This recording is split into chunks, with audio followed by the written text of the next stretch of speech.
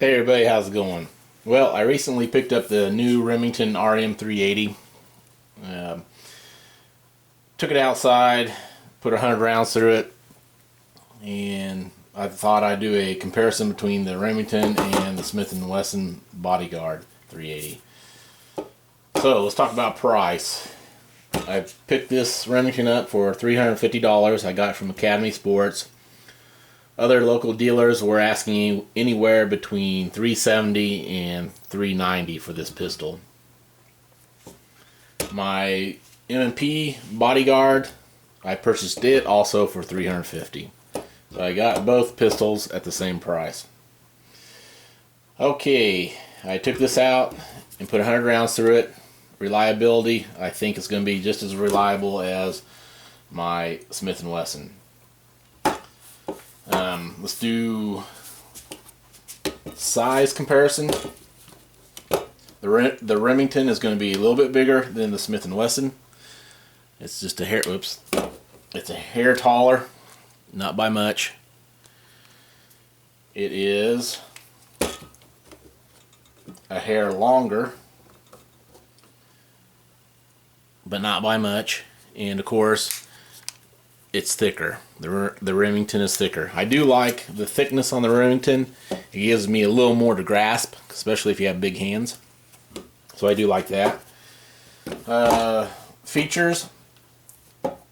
Okay, let's go with the frame. The Remington frame is I believe, aluminum alloy. The Smith & Wesson is polymer. The Smith & Wesson breakdown, you have a pin with a lever on it, so you pull the slide back so far, push the lever down, pull the pin out. The Remington, you're going to need a punch. There is just a retaining pin right there, and you have to punch that out. Both of these, after the last round's fired, the slide locks back. And as you can see, they are unloaded for you safety Nazis.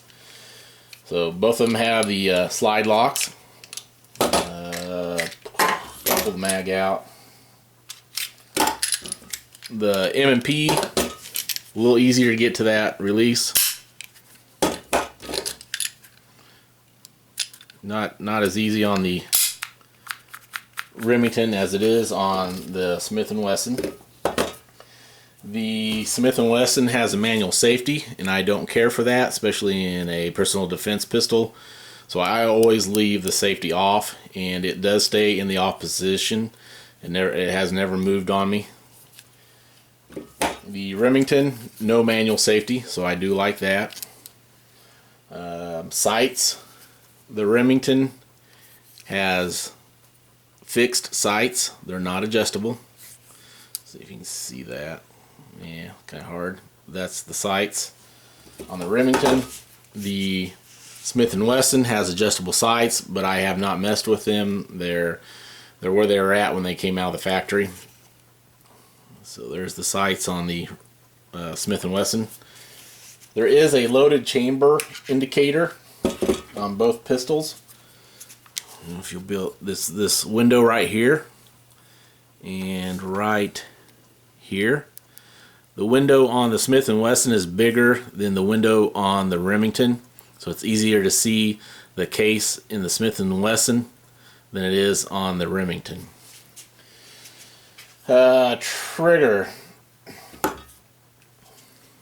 To me, the trigger on the Smith & Wesson is smoother than the Remington, and to me it has less travel.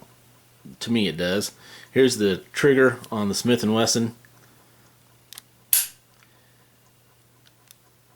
And then you can hear the reset. There's the hammer. They're double action hammered fired pistols. You can see the hammer. Here's the trigger on the Remington. To me, it's not as smooth. And then you get back here and you think you're there and you just got to go a little more. And you can see the hammer. And then as far as the reset, you can't hear the reset. To some people that's a big thing. To me it is not, because in a stressful situation you're not going to be listening for that reset. Let's see what else. The Remington does have an ambidextrous mag release. So there's mag release on both sides.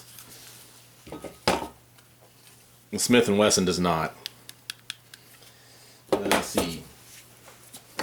2-round mags with each pistol, 7-shot pistols.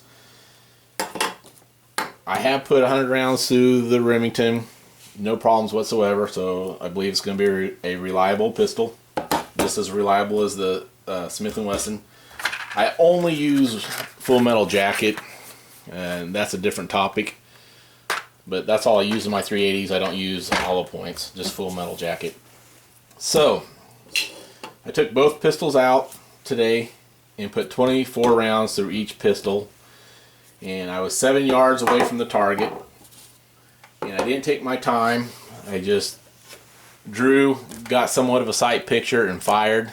Kind of the same way as you would in a stressful situation if you were being attacked. So here's the results. 24 rounds out of both pistols at 7 yards. This is the Smith & Wesson.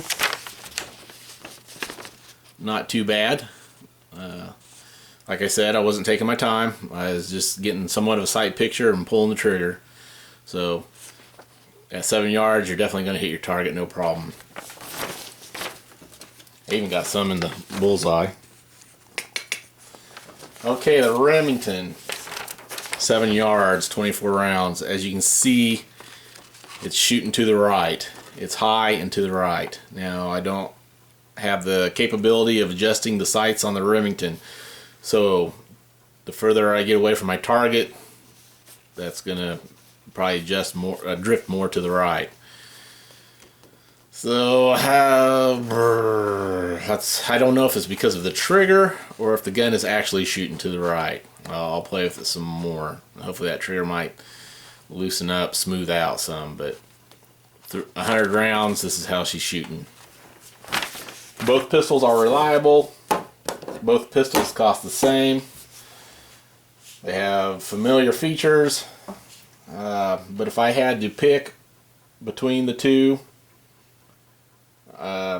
this probably upset some people, but you can't please everybody. I'm going to have to go with the Smith & Wesson.